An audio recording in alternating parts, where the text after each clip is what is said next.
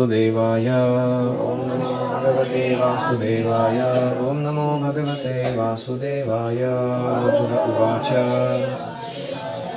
अर्जुन उवाच एवं सततयुक्ताये भक्तास्त्वां पर्युपासते ये चाप्यक्षरमव्यक्तम् तेषां के योगवित्तमः। अर्जुन ने कहा, जो आपकी सेवा में सदैव तत्पर रहते हैं या जो अव्यक्त निर्विशेष ब्रह्म की पूजा करते हैं, इन दोनों में से किसे अधिक पूर्ण सिद्ध माना जाए। हरि ओम सहना भवतु सहनो भुनक्तु सह वीर्यं करवावहै तेजस्विनावधीतमस्तु मा विद्विषावहै। ओम शांति शांति शांतिः। ओम अज्ञानतिमिरान्धस्य ज्ञानाञ्जनशलाकया चक्षुरुन्मीलितं येन तस्मै श्रीगुरवे नमः। जय श्री कृष्ण चैतन्य प्रभु नित्यानंद श्री अद्वैत गदाधर श्रीवासादि गौर भक्त वृंद। हरे कृष्णा कृष्ण कृष्ण हरे हरे, हरे राम राम राम हरे हरे। हरे ओम तत्सत्। हरे कृष्णा। हम पढ़ रहे हैं श्रीमद् भगवद गीता अध्याय 12 भक्ति योग डिवोशनल सर्विस। तो 11वें अध्याय के समापन में हमने भक्ति का बहुत सारा वर्णन सुना था, याद है आपको? तो भगवान ने अभी पूरा डेडिकेटेड चैप्टर दिया है, भक्ति योग। Bhakti yoga is a systematic process of cultivating attachment towards Krishna while becoming detached from the material world. ये इस अध्याय का सार है। भक्ति योग का अर्थ क्या है? कृष्ण के प्रति आसक्ति को धीरे धीरे बढ़ाते जाइए और इस भौतिक जगत के प्रति अनासक्त धीरे धीरे होते जाइए। This is a process of cultivation. Cultivation मतलब जैसे कोई पौधे को सींचते हैं ना हम लोग, धीरे धीरे करके वो बड़ा होता है, उसको कहते हैं कल्टीवेशन। तो इसके ओवरव्यू इस प्रकार से है। BHA, भक्ति का BHA है ना, भ, तो वही एक्रोनिम है। पहले 7 श्लोक भक्ति वर्सेस इम्पर्सनलिज्म। कौन श्रेष्ठ है? भक्ति योग, जिसमें हम भगवान के साकार रूप की उपासना करते हैं, श्रवण कीर्तन स्मरण वंदन, ये 9 प्रोसेसेस भक्ति के अपनाते हैं, ये श्रेष्ठ है कि इम्पर्सनलिज्म यानी निर्विशेषवाद, यह धारणा कि भगवान निर्विशेष है, अव्यक्त है, निराकार है और उनको प्राप्त करने के लिए हमें ज्ञान का अनुशीलन करना चाहिए, तपस्या करनी चाहिए इत्यादि। तो ये 2 मार्गों में से श्रेष्ठ कौन सा है, यह प्रश्न उठाया जा रहा है और उसका कृष्ण सीधा जवाब दे रहा है।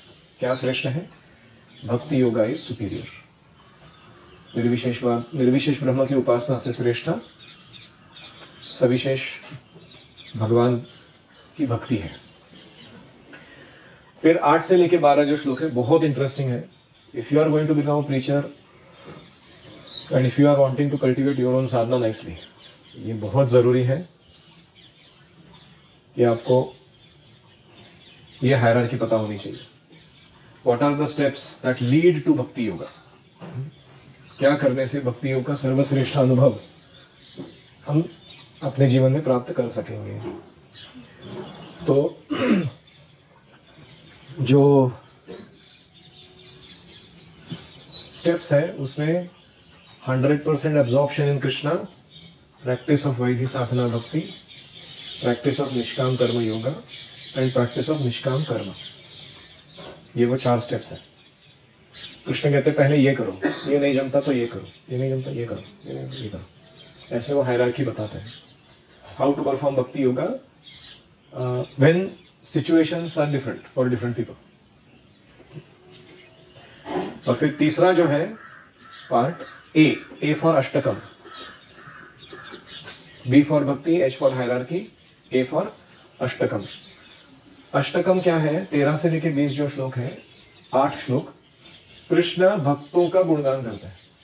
It's Ashtakam composed bye Krishna glorifying devotees. Generally भक्त लोग अष्टकम गाते हैं ना, मधुराष्टकम, चौराग्रगण्य पुरुषाष्टकम, नंदसुताष्टकम, अच्युताष्टकम, दामोदराष्टकम। तो इस प्रकार राधिकाष्टकम। तो ऐसे कृष्ण अष्टकम लिख रहे हैं, qualities of devotees that attract Krishna. बहुत सुंदर वर्णन है वो। तो किस लिए है वर्णन? ताकि हम उन गुणों को विकसित करें, हमारे हृदय में हम उनको धारण करें। So bhakti is all work on quality, internal qualities. External result is guaranteed if you work on internal qualities. तो ये है इस अध्याय के मुख्य सेक्शंस। तो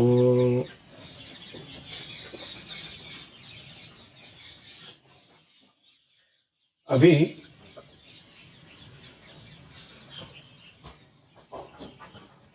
11वें अध्याय से कनेक्शन क्या है इस 12वें अध्याय का?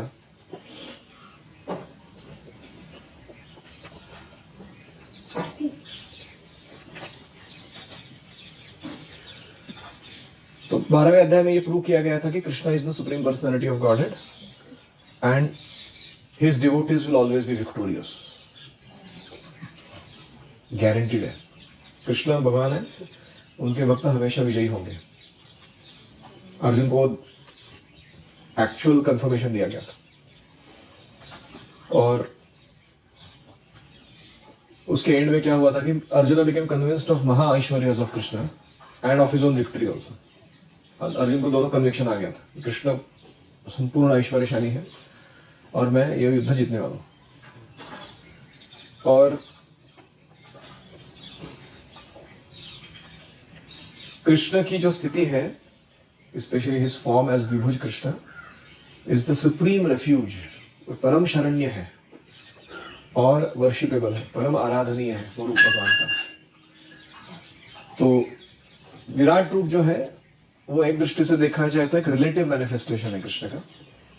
कृष्ण के साथ संबंध जोड़ने में मदद करता है, एक संबंध विग्रह। कि लोग जिनको मैटर छोड़ के दूसरा कुछ देखने नहीं आता, वो क्या कर सकते हैं? विराट रूप का ध्यान करके या अर्चना करके कृष्ण को जानने का प्रयास कर सकते। तो इसलिए वो सब 11वें अध्याय में हो गए। अभी 12वें अध्याय में हम ये जान चुके हैं कि कृष्ण के हम पार्ट एंड पार्सल है, अंश है, और हम ये भी जान चुके हैं कि meditating on Krishna is the path to realize him.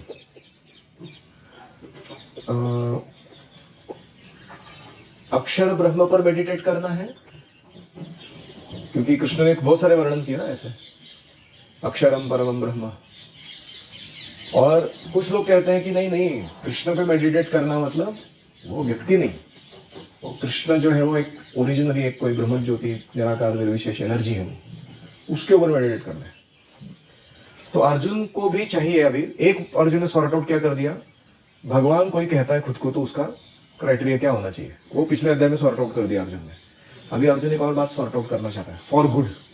इसके बारे में वापस संशय उठाने का जरूरत नहीं पड़ना चाहिए। वो क्या बात है कि सविशेष ब्रह्म की उपासना, भगवान फीचर का भक्ति, ये श्रेष्ठ है कि निर्विशेष ब्रह्म की उपासना, जो लोग बोल रहे हैं कि ब्रह्म का अनुशीलन करो, वो लोग श्रेष्ठ है।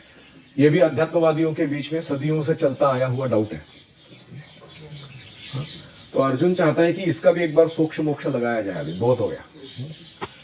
तो इसलिए ये प्रश्न उठा रहे हो और इसको बहुत ही क्लियर कट उत्तर भगवान दे रहे हैं, ताकि वापस ये प्रश्न उठे ही नहीं कभी कि क्या श्रेष्ठ है, भक्ति श्रेष्ठ है कि निर्विशेष ब्रह्म की उपासना श्रेष्ठ है।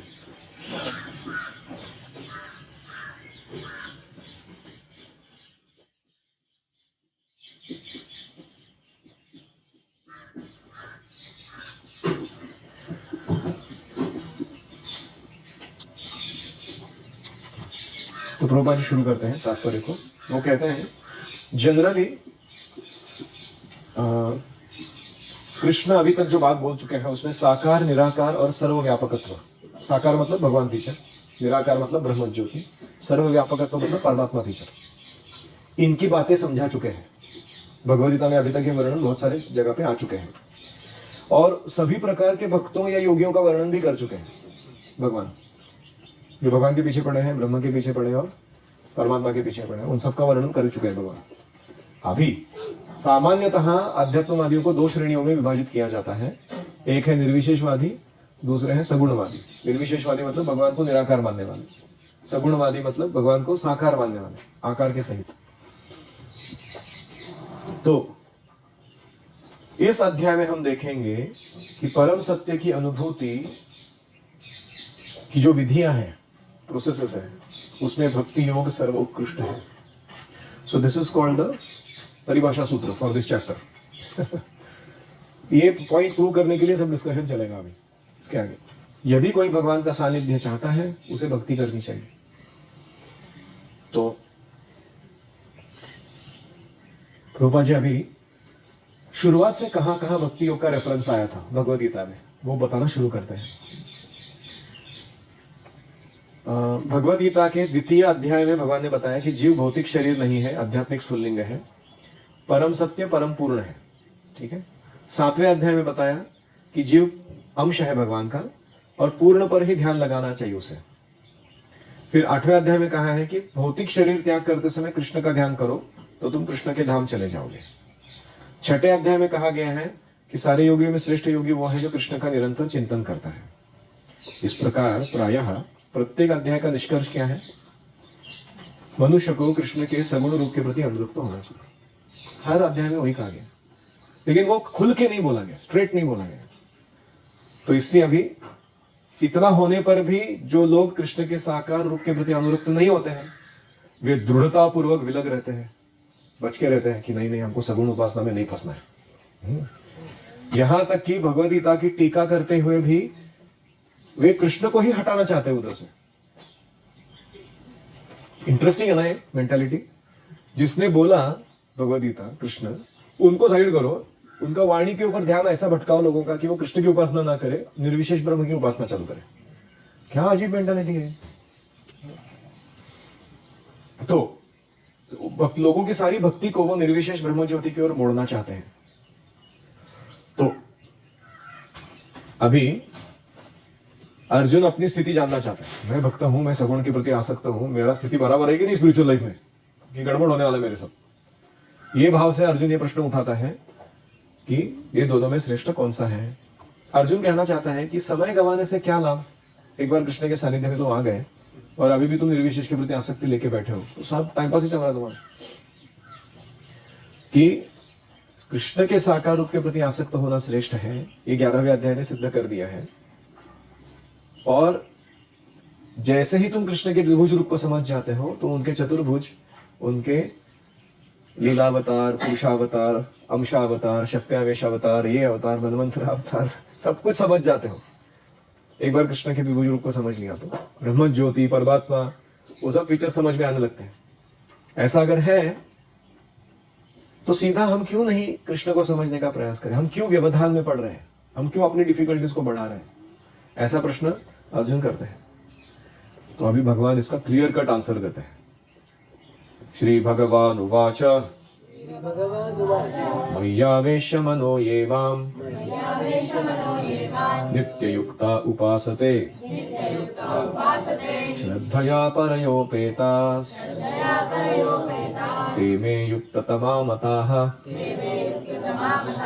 श्री भगवान ने कहा, जो लोग अपने मन को मेरे साकार रूप में एकाग्र करते हैं और अत्यंत श्रद्धा पूर्वक मेरी पूजा करने में सदैव लगे रहते हैं, वे मेरे द्वारा परम सिद्ध माने जाते हैं।